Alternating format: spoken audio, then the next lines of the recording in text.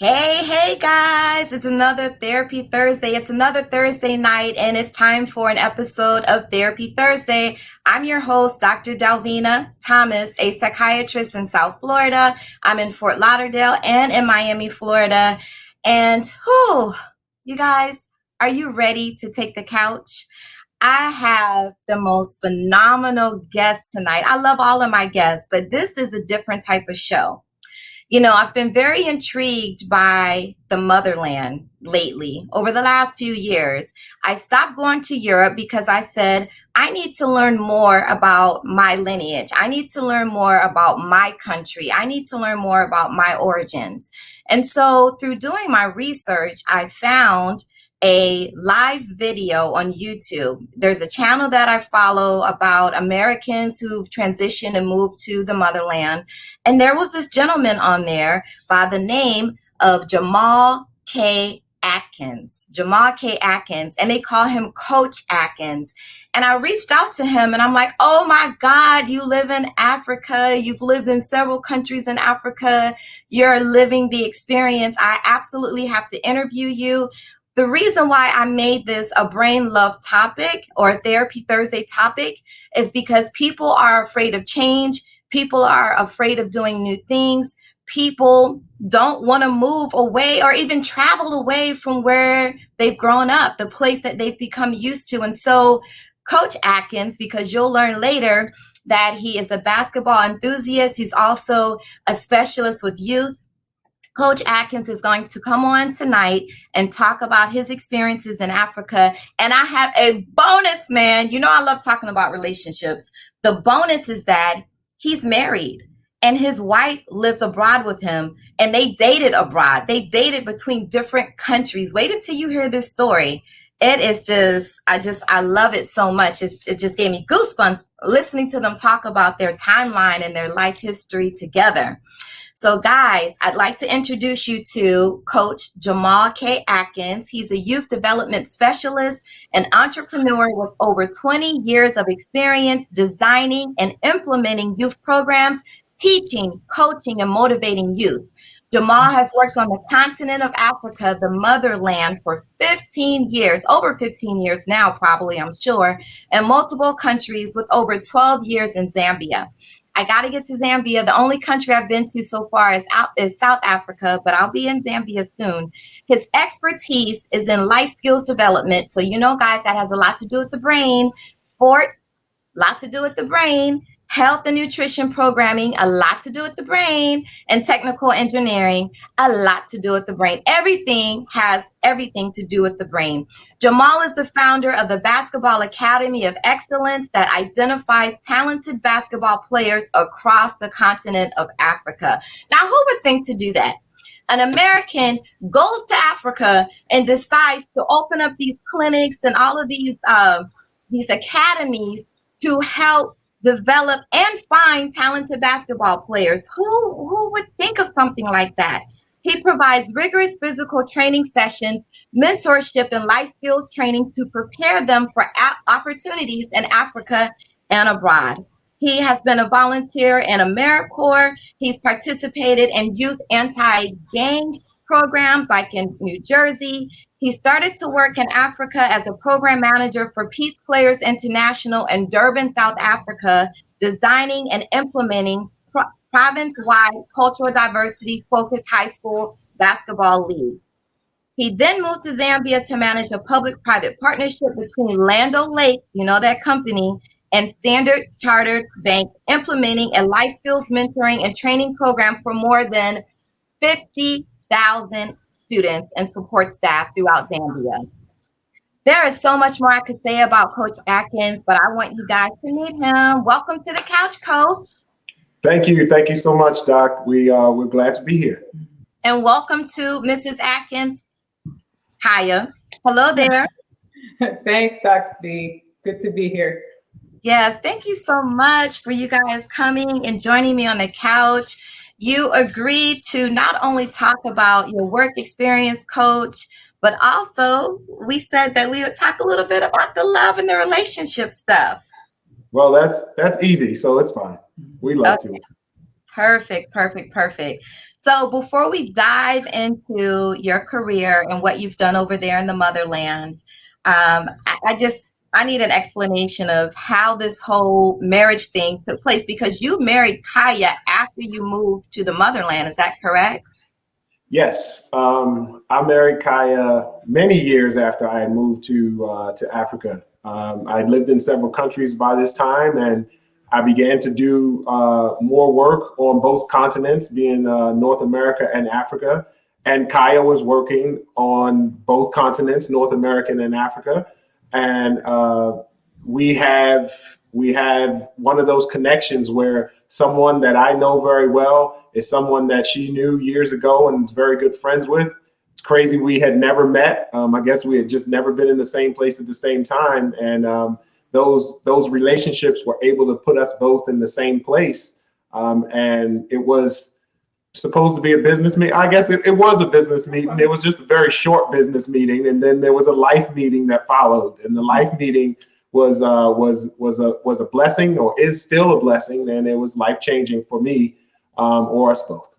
Okay, so hold on. I need to jump in there because we were talking off camera and you mentioned some things to me. So I want the audience to really appreciate just how the universe put you guys together. You mentioned you're from Baltimore and Kaya's from Columbia, Maryland, right? Absolutely. Okay, so for the audience, I'm from Maryland also. I do not know either of these individuals. I did not live in Baltimore. I went to college in Baltimore. I trained in my residency in Baltimore, so I was there for 8 years. But it's just by chance that I learned about Coach Atkins, as I said, through this African YouTube channel that I was following. So Coach Atkins, you're from Baltimore, and Kiya, you're from Columbia, and you guys had never, ever crossed paths ever. Not at all. And we know that you went to Morgan, I believe. I did, yeah. And that's minutes from where I grew up. I grew up in Northeast Baltimore. I spent most of my time in Northeast Baltimore, Alameda area. And both of my parents and my brother are graduates of Morgan State University. Go Bears. Okay. Yeah, I earned my master's in public health from Morgan. Yep. So let's see. All right. So you guys didn't know one another. You were telling me about an event that took place, and this is the event where you actually had your initial contact. Well, I wasn't there at the event. Kiya was there, and my former business partner was there, and one of my mentors, Brad, who lives in South Africa. They were having a reunion for Morehouse and Spelman, or mostly Morehouse because it's mostly men, but of course Morehouse and Spelman, they go hand in hand. And finding a sister from Spelman on continent at the time, she was invited. As well as being a friend of Brad's. And from there, Brad introduced her to my former business partner, who was also a Morehouse graduate. And they asked, I was instructed the next time I was in the US to go to a business meeting concerning some of the youth work we were doing on continent in another country. And I went to go and meet this lady who was going to be possibly running or helping to run a project. And then Kiya walked in. So I had to do the business meeting, but I made sure it was the shortest business meeting ever, so that we could get to what was now on my heart and on my mind, was getting to know this beautiful lady in front of me. Oh my gosh. So you knew when you saw her at first sight that in your spirit, this was someone you wanted to know better from a personal standpoint. Absolutely. I knew from the moment that I saw her that I would love to get to know her. And from us having a conversation, it was just one of those times. I think we were there for 2 hours, maybe 2.5 hours at Matchbox, which I had never been to Matchbox. And it was pretty good pizza. I had probably eaten 3 or 4 things on the menu by this time. And it was one of those times where you get comfortable and you're able to talk about what you live for. And what I live for is development and youth. And she lives for youth and health. And there were so many crossing synergies that it was very easy to just kind of talk the evening away about what we know and love and what we were raised to do. Yeah. Okay. So Kiya, tell the viewers, what do you do and why had you been working on in different countries, on different continents, and how your paths crossed? What is it Yeah. that you do for a living? So I went to public health school as well and have been working in public health policy for decades now.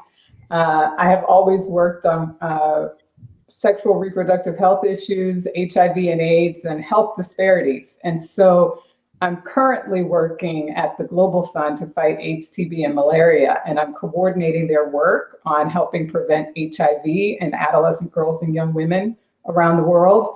When I met Jamal, I was working for the United States State Department for a program called the President's Emergency Plan for AIDS Relief, PEPFAR.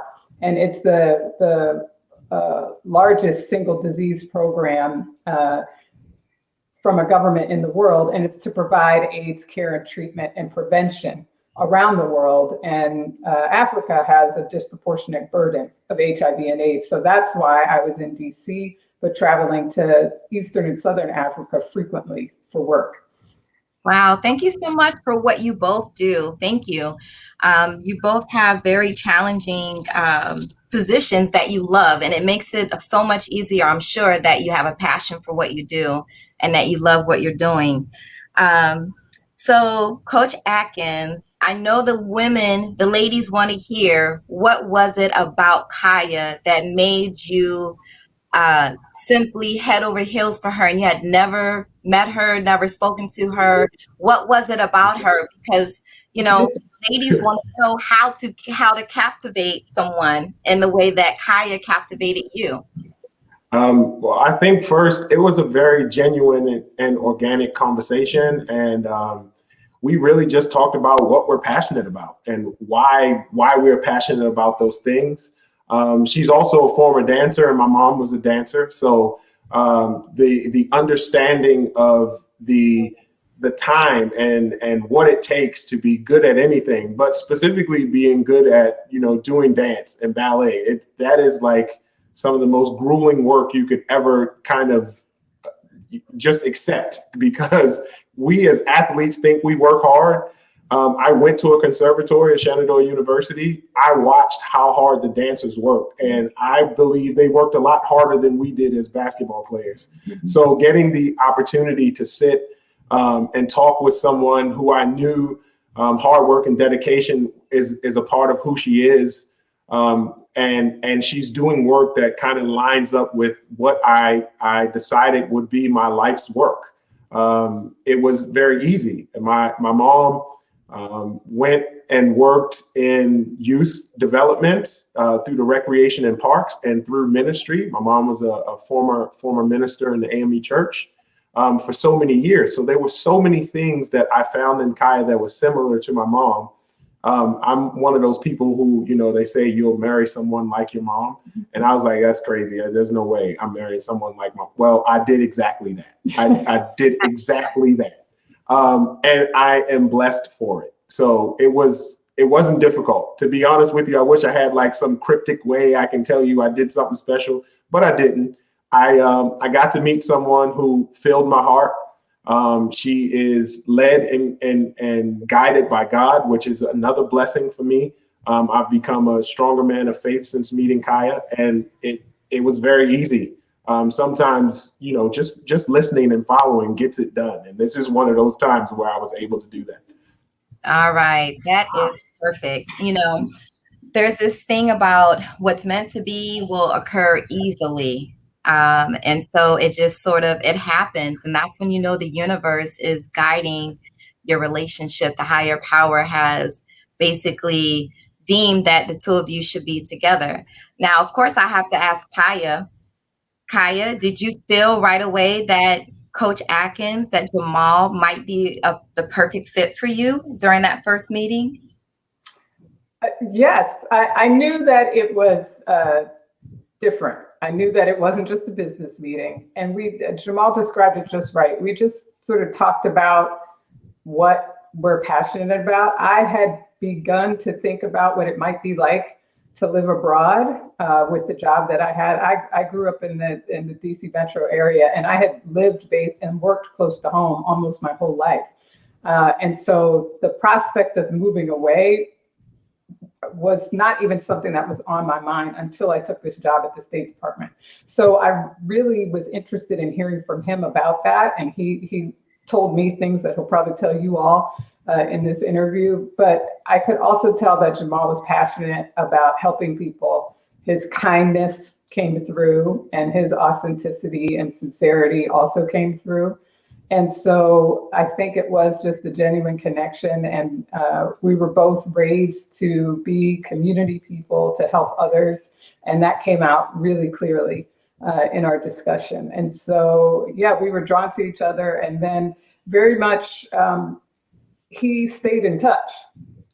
He stayed in touch, and he was very intentional about me and staying in touch with me and making sure that we stayed connected. And that's specific. So he stayed in touch. Where was Jamal living?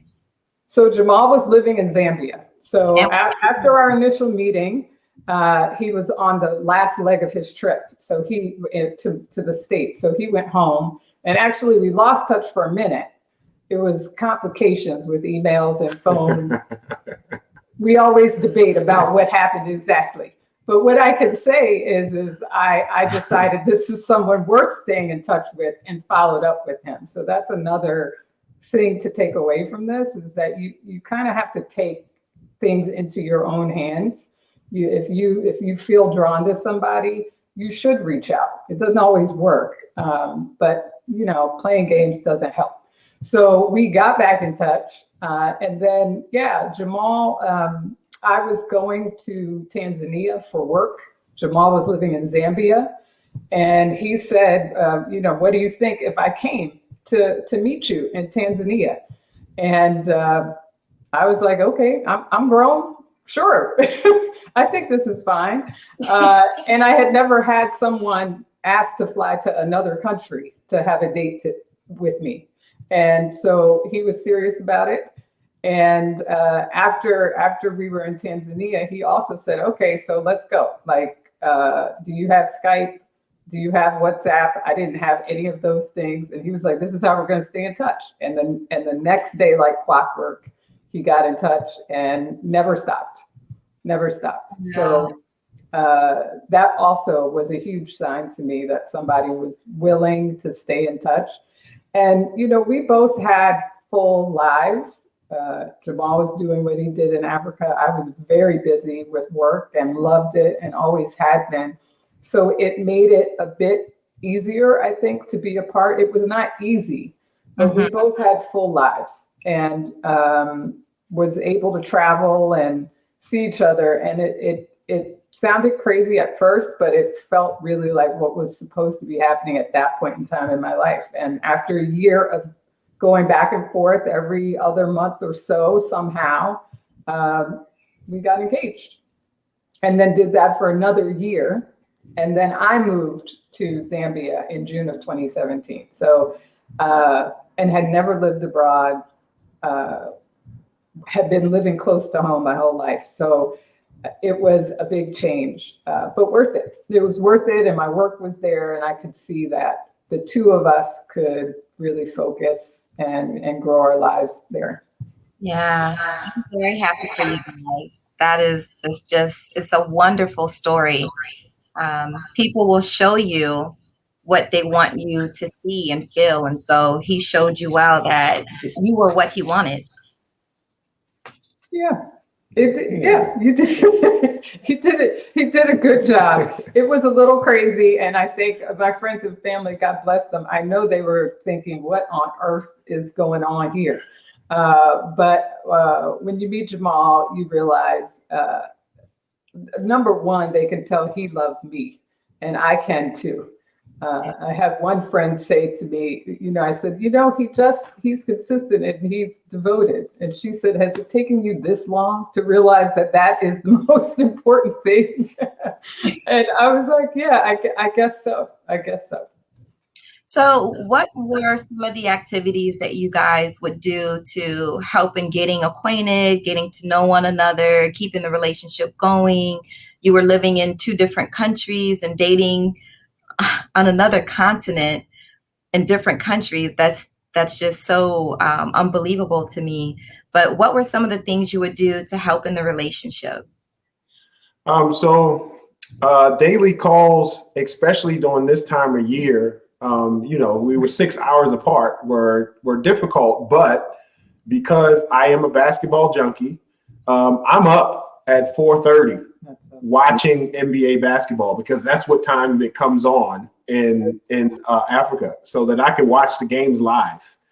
So that is, the crack of dawn in the morning, actually even before, and it's getting towards the end of day for her in DC. So pretty much every day or every other day, we would at least spend 20 minutes, sometimes 30 minutes or to an hour, as long as it wasn't the fourth quarter in the game, because I can't focus. If it's the fourth quarter, it's useless to talk to me. So it made it possible for us to talk all the time because I was always up. NBA TV was a lifesaver. It's actually part of our marriage. I was literally watching it today. I have a question. This is a teaching moment. Yes. When you let her know, listen, if it's the fourth quarter, I can't concentrate on you. I can't focus. I got to finish this game up. Does she get an attitude? No, not at all. He never told me that before just now. Yeah. But I guess it's true now that I think about it. Yeah.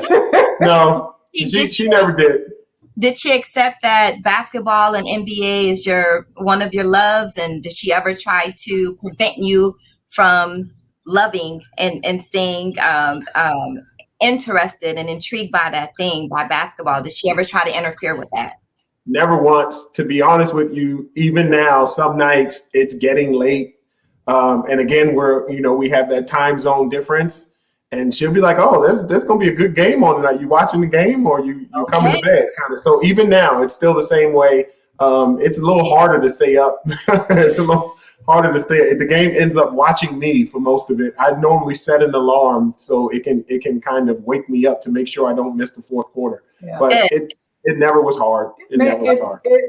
Basketball, he'll tell you, it makes him so happy, and I want him to do things that make him happy. And I will say he is responsible about it. He does not, when we got married and I moved to Zambia, he used to be at the basketball court all the time, like hours and hours every night.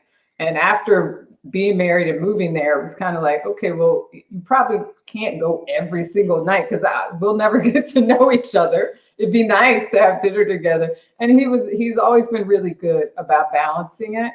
But it's important to him. And so I want him to stay playing, stay coaching, developing the kids as long as he can. And so I encourage it. And sometimes, we make barters on a game for, an Oprah show or something.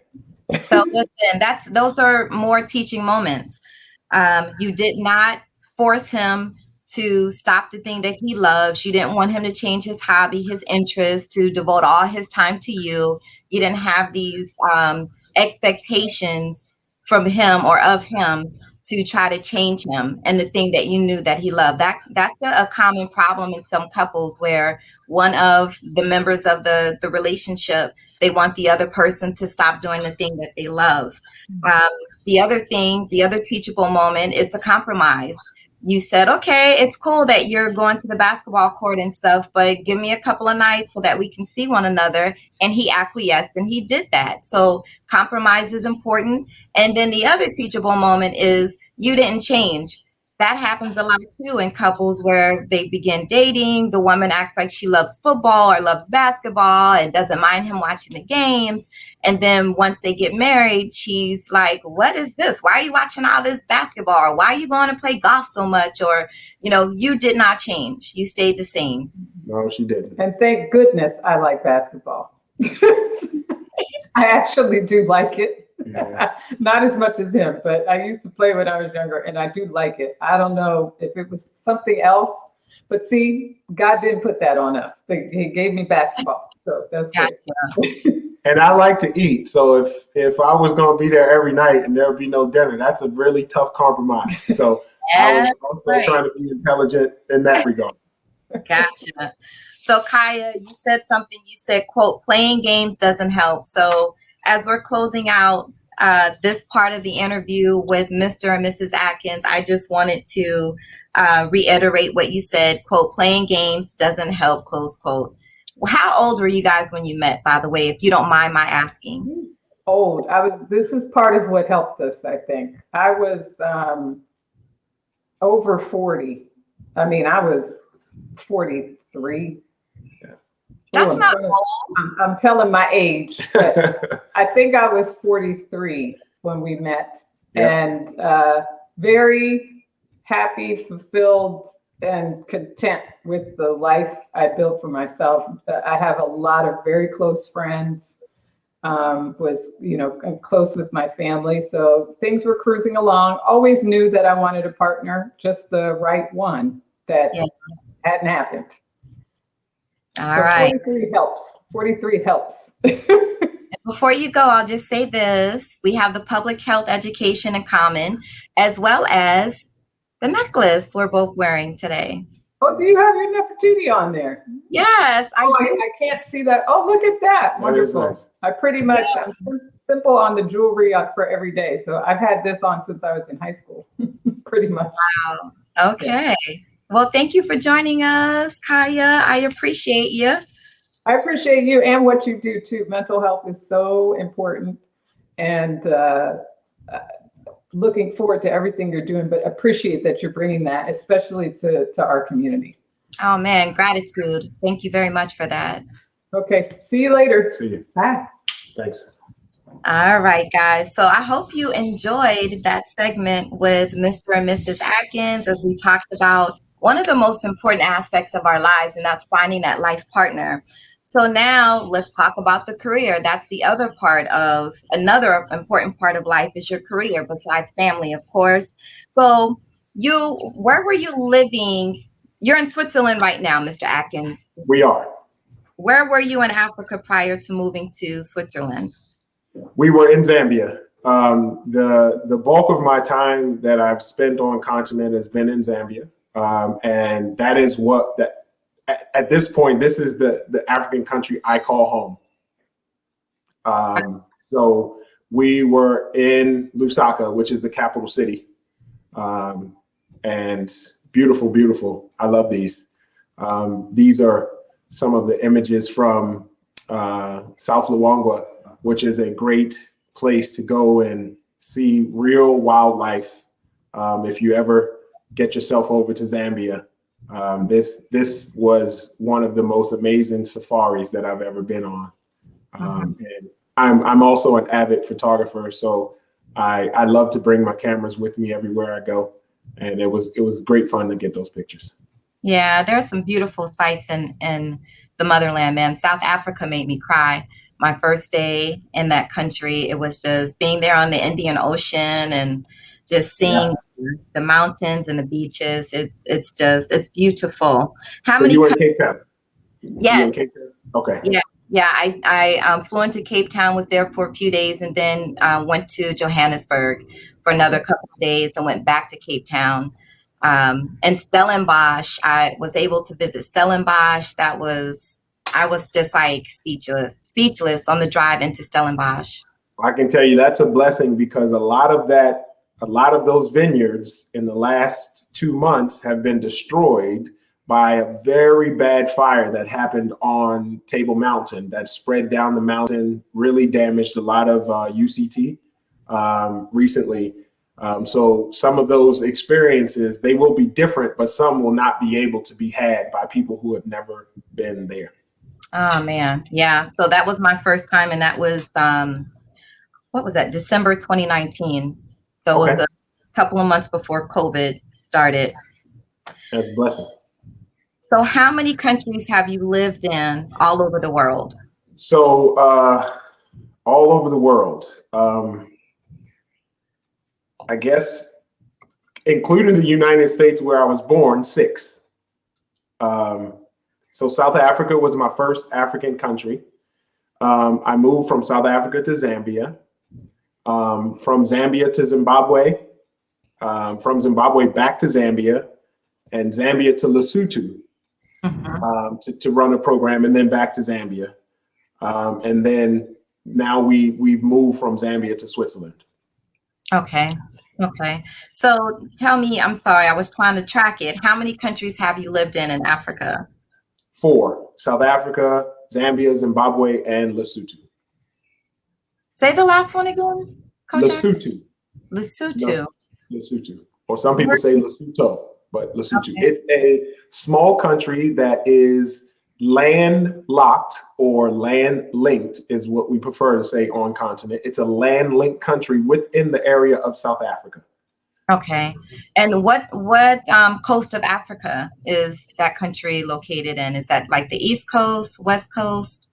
It would be southeast, but it's not on the coast. It's literally locked into the country. So there's 2 countries that are within the borders of South Africa, which are Lesotho and Swaziland, or now Eswatini.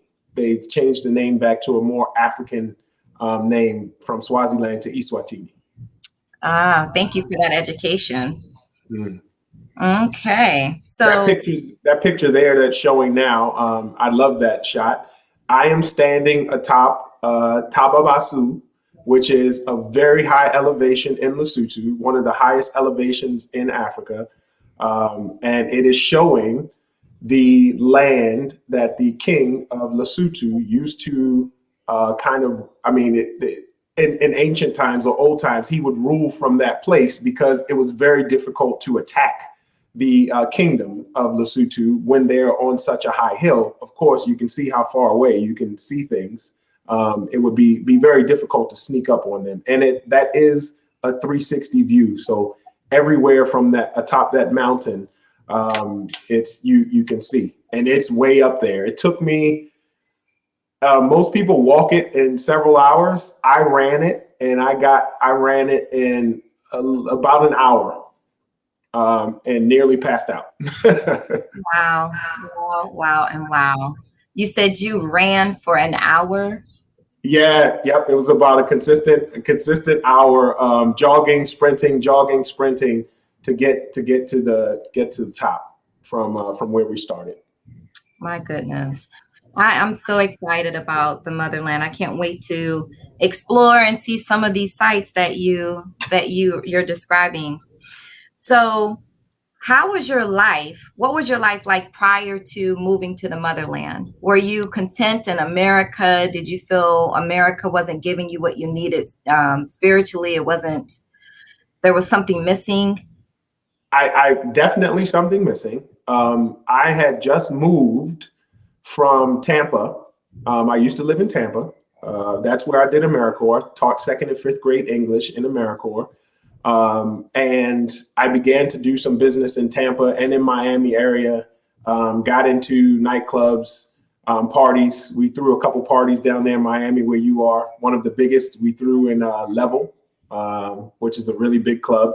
About 6,000 people in there that night, which was absolutely crazy. But those are long days. Those are really in the nightclub industry, especially in Florida. And it was just too many of those long days. And I felt like I was losing a bit of myself.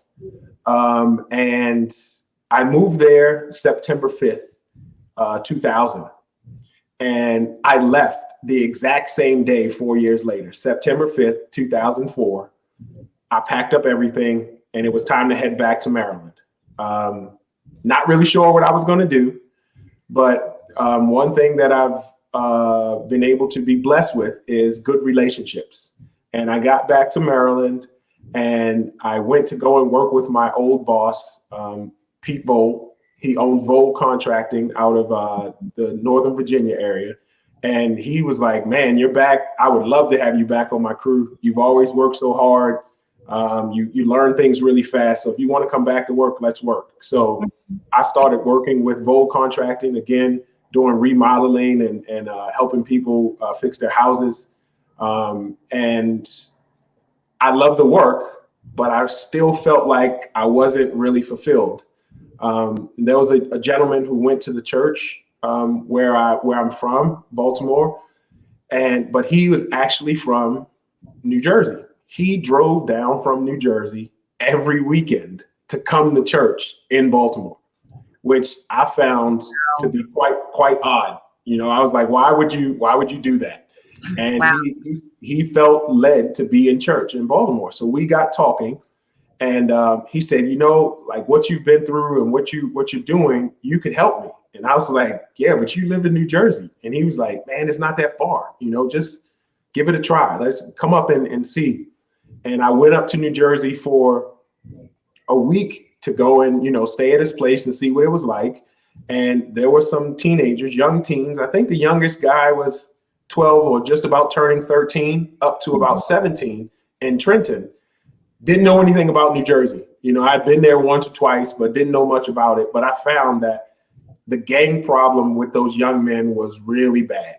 And he asked me, could I come and support him using sport to try and, you know, change some of their interactions with these young men. And so I basically lived between Maryland and New Jersey, 4 days or 5 days in New Jersey and 2 or 3 days in Maryland, and drove back and forth for several months. And I was coming back, and my mom had just come back from a trip. She was in Togo, Ghana, and Benin doing missionary work, and said, I heard about this opportunity.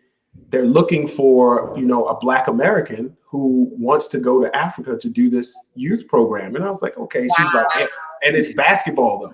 And I was like, what you mean? She was like, they need someone who can both play the game, teach the game, and do the youth work. Wow. And I said, I'll think about it. And this is in November of 2004. And by the end of November, going into December, I had already had my first interview. And then I went for a second interview. And at the second interview, I got to meet a number of the guys working in the program. Yeah. And as I walked out of there, I felt like this job was ordained for me to do. I'm gonna get this. And I got it. So January 2005, I packed up everything and moved to South Africa. I just want to give a shout out to your mother, your queen. The fact that she didn't limit herself in life and allowed herself to give of herself in another country on another continent, and was able to bring you that information. She was able to say to you, this job opportunity is available in Africa. Like, that is just phenomenal. Yeah, my mom was phenomenal is a great word, an absolutely great word to describe my mom. Man, shout out to that queen. So it didn't take long for you to contemplate moving to Africa. Once you had that interview, you were ready to go. Not at all. Again, growing up in a very Afrocentric house, my mom has been wearing African clothes since I knew what African clothes were. We grew up with her wearing African clothes. She taught Swahili. So we knew of what it was, you know, up until I think my junior or senior year in high school. I wasn't, myself or my brother, we weren't allowed to wear Nike because they had a manufacturing plant in South Africa that was a supporter of apartheid. So they were no way possible we could wear those shoes. I remember That's how, in today's terms, we would say woke. That's how woke my mom was, you know. So we lived it. We lived the experience informationally, as well as connected energy through my mother and some of the ministers that worked at our church at Bethel when we went there. One of my favorite ministers growing up was Dr. Mankikola, who is a South African minister woman, and she was phenomenal, and a very good friend to my mom. So African culture has been in us before I really knew what it was anyway. So the opportunity to move to South Africa was not much different to me than the opportunity to move to Tampa. I mean, I didn't know where Tampa was when I first heard about it. I was like, where's that? You know, and I looked at a map, I looked at the weather, and I said, oh, I can play basketball till 9 at night, 10 at night, and it's not cold. I'll take that all day. And that was kind of how it happened. Gotcha. I mean, this is the perfect story. I love your story. Everything about your story, I love it. Everything just seems to have been ordained and created for you. You put in the work here. Yeah, you put in the work earlier in your life, and God said, okay, here, take this. Take that. 100%. So let's talk about your business. You've created basketball leagues. You are the founder of the Basketball Academy of Excellence, which identifies talented basketball players all over the continent of Africa and provides rigorous physical training sessions, mentorship, life skills training to prepare them for opportunities in Africa and abroad. Tell us how you sort of mentioned you took the job over in Africa and that's how you started out there. So tell us your story from that point onward. Taking the job in Durban was a great step for me. That picture right there is from Durban. That's the year I worked in Durban, South Africa. It was great. I mean, firstly, I was the first African American hired by this, which is now called Peace Players International. It used to be called Playing for Peace. I was the first guy hired, and that one of the reasons was because the South Africans that were part of the governing body of the program were like, you guys need to bring a black guy over here. Like, we love that you're coming to help, but we only see white guys and white girls coming. We need to see a brother come and see what can happen. And I got there and I got received with open arms to the point where I speak a bit of Zulu now. They forced me to learn it. That's a great picture. That picture is actually from Uganda, way up country in Uganda, almost in South Sudan. That's another story for my walk. But that was a growth moment. This morning, where you see this picture showing right now, we had about 75 boy soldiers, or what they call toy soldiers, 10, 12, 13 years old, running past us with fully automatic weapons. They ran right past that row of bushes. And it was an awestruck moment because I was like, whoa, what's going on? And they said, listen, they're not here. They actually are happy to see something happen because these boys didn't get a chance and won't get a chance to be on this court with you, but they would like to see it. Didn't cause us any problems, but they were boy soldiers for the LRA, which is a very harsh army that's built out of refugees and soldiers trying to liberate or feel like they're liberating their space. But getting back to the story, South Africa accepted me with open arms. I got the opportunity to work in a program that forced or coaxed, but it was kind of forced, the 4 ethnic groups of South Africa, being white, black, colored, and Indian, and colored means anybody of mixed race, to play basketball together. So when the kids showed up, they all came with their teams from their neighborhoods. And my decision was, we got to force them to change. They can't play with their own teams. So we'll keep the same team demarcations, but we're going to take 2 guys from this team, 2 from this team, 1 girl from here, 1 girl from there, and we're going to mix them all up, and they got to play together as those teams. If they do not want to play together as those teams, they can't be here. And I had a couple kids buck the system, but for the most part, after a couple days of basketball, they were all happy to play because basketball was the language. In that situation, you have English being spoken, Zulu being spoken, Afrikaans being spoken, Arabic being spoken, and the language of basketball took over. And these young people began to get to know each other, get to love each other as friends. I believe there's 1 or 2 permanent relationships that developed out of that program because they got to know each other from different areas. And it was God-led 100%. It wasn't me. I was just doing what I was sent there to do, but it went very, very well. And there were some brothers, one from Georgia and one from California, that lived in Johannesburg and that were doing similar work, but on a much larger scale than what I was brought there to do. And these are the 2 brothers who sent me to Zambia. They said, we've watched you over the year. We've seen what you've done with these young people. We think you can help us. Would you be willing to try and work in the program in Zambia? And again, I was in one of those moments where I was like, well, where's Zambia? So, they brought me over to Johannesburg, and We sat for a number of days. They explained the program to me.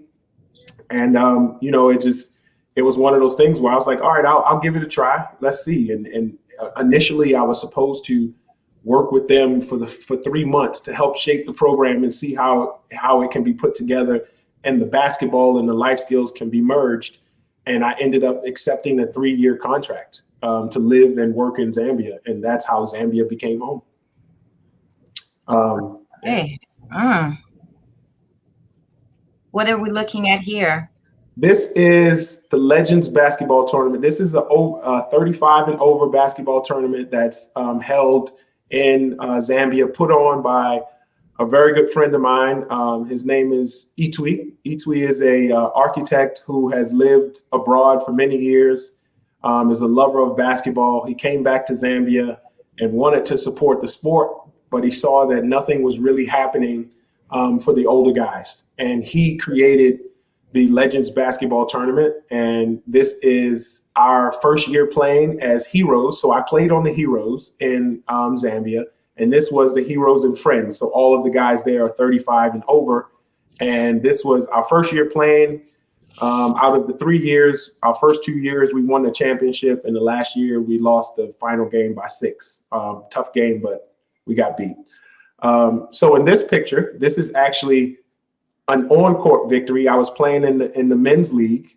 This is the actual Heroes team. So this is some of the young men that you see in this picture were in my life skills program that I was there running in the country years before. So some of them I met, they were 15, 16. And then we ended up winning a national championship in Zambia together. And I want to make a note, the young lady that's there, her name is Liz Mills, an Australian national. She is the first woman to coach a national team in Africa and get them to the highest height of winning their tournament and placing into the AfroBasket tournament. So big shout out to Liz Mills, good friend of mine and a great basketball mind who came to sacrifice her time and effort to work with us in Zambia and a number of other countries, but was able to really reach the peak of basketball and winning and taking the Kenyan team to the basketball tournament through their zone, which great. And it's the first time it's ever happened for a woman. It's the first time it has ever happened for a non-African to be a coach. So that was a great feat. And I remember those days nicely. We have 2 men in that picture are no longer with us. So that's a very special picture for me because those guys really gave a lot of time and effort for us to win that tournament. Nice. Thank you so much for sharing all of that. It sounds like you've had an exciting life over there in the motherland. As if all of that wasn't exciting enough, I'm curious about other exciting activities that you did partake in over in the motherland. So I think I put one of the pictures up of me bungee jumping. That's something that I love to do. Oh my gosh, I would have been. I would never do this. I'm not even. I think maybe 5, 6. I don't know. A number of times I've gone. Now this jump is off of the bridge. That is the bridge that spans between Zambia and Zimbabwe, the former northern and southern Rhodesia. So under me is the mighty Victoria Falls, which is one of the 7 wonders of the world. So I am jumping right off the bridge. And basically, it's a blessing that the rope held because there are hundreds of crocodiles in the water under me. What? So you definitely don't want to not bounce back. It's pretty scary, but it's very liberating. And I even started jumping backwards, which is called the Star Elevator. Something that I really love to do. I've been matrimonially banned from ever jumping off of anything again. So I like to look at those pictures and remember. But some of the other experiences I've had is going on safaris. Like I said, I've been able to get very close to some big cats. I've fed a serval cat. I've been able to feed a lion. We've been close to many animals now, like getting the chance to get up close and touch a zebra. This picture is from one of our safaris. Basically, we were out in the bush standing, having our morning coffee and biscuits, and the giraffes came to say hello to us. So even though I do have a little bit of a lens on here, it is not very far off. This thing was within meters. This picture of this elephant was a shot that many people don't get the opportunity to get because this is a male bull elephant. They don't let you get very close. And this was a warning to us. We were sitting in a safari vehicle and we got a little too close. So this elephant was the one that was put out front to back us off. And this is a shot of a elephant who is not happy to have you as close to him as you are. So this was one of those moments where you're like, this was really good fun, but we should be moving. And leopard looks like it's sleeping, but it's not. This is a ploy to catch antelope, normally young kudu or bushbuck. There's a tree. The tree that it's in has these really beautiful flowers that are really sweet to antelope. So he gets up in the tree and he knocks a bunch of them down, and then he lays in the tree and acts like he's sleeping. If I could have sent more pictures of this cat, you would have seen how, as we moved, one eye opened a little bit, and you can see that he's watching us really, really closely. Right. And just on the other side, and I mean to the point where 6 or 7 steps away from the vehicle is another male bull elephant. So we're caught between being under a tree with a leopard and a male bull elephant. But the guides that we have, this was at the Time and Tide Chizombo Resort down in. It's very, very nice. If you ever go to Zambia and you want to go to the most top flight resort you've ever been in, this place you need to go to. And he took us in the bush. We were very safe. We even did walking safaris. We got a chance to be sometimes a little closer to the animals than we expected, but we were always safe. And we had a guide with us who, they carry a rifle, but he said really the protection is your nose and your eyes and your sense of knowing where you shouldn't be. And we had a great time. Okay. Can't wait to go on my first real safari. I've been on a safari, but it wasn't a real safari. It wasn't like that safari. So I'm looking forward to that. So I'm going to call this the lightning round because we have about less than 10 minutes left in the interview. So I'm going to ask a question. You give an answer. What has been your favorite city in the motherland? Durban. It was my first one, and I love it. Durban, South Africa. Favorite country? Zambia, 100%. Best place in the world. How long do you plan to stay in the motherland? How much longer? We are permanent residents, and we will be permanent residents because we are constructing a house now so that anytime we go back, we got somewhere to be. Wow. And okay, what advice would you give someone who's considering a move to the motherland? A few things. So first, do your research. That's very important. Do your research.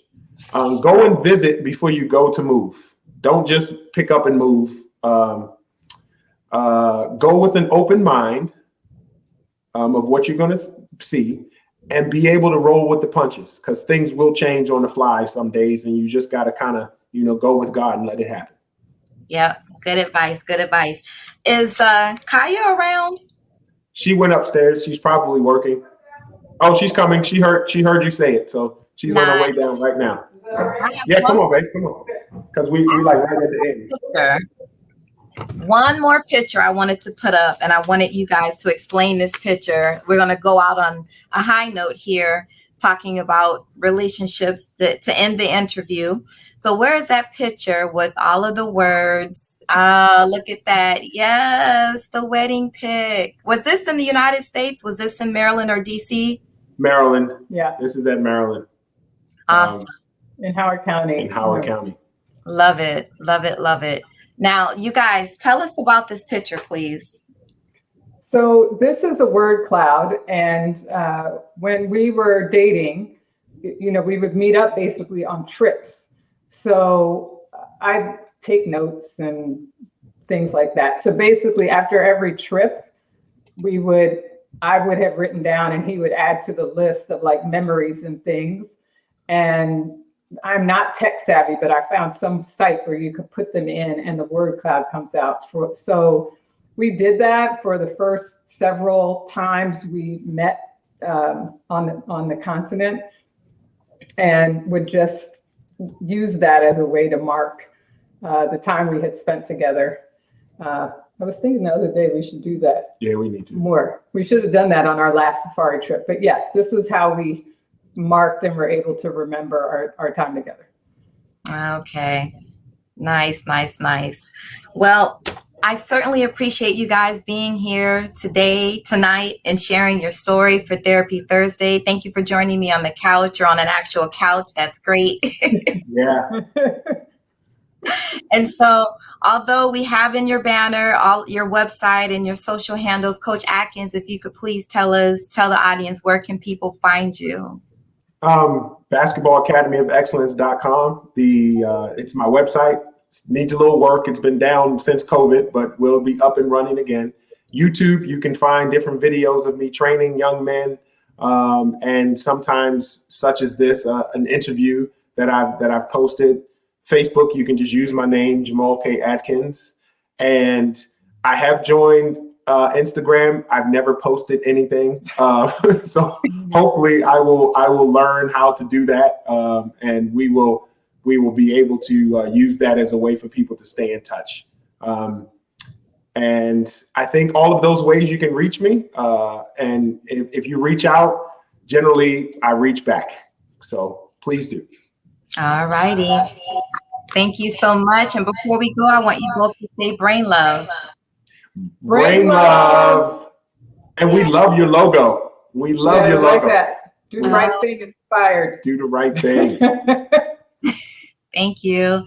Everybody, thanks for being on tonight. I'll be back again for another Therapy Thursday. And don't forget, listen to the Brain Love podcast Sundays at 8 p.m. Eastern Time on Pandora, Spotify, iHeartRadio, on Google Podcasts, Apple Podcasts. It's a new episode every Sunday night at 8 p.m. And more than likely, you'll catch this episode with Kiya and Jamal and me talking about Africa and personal relationships. I'm going to chop this interview up and add that to the podcast somewhere down the line. So follow both. Follow me on YouTube. Subscribe to the channel, Dr. Dalvina Thomas.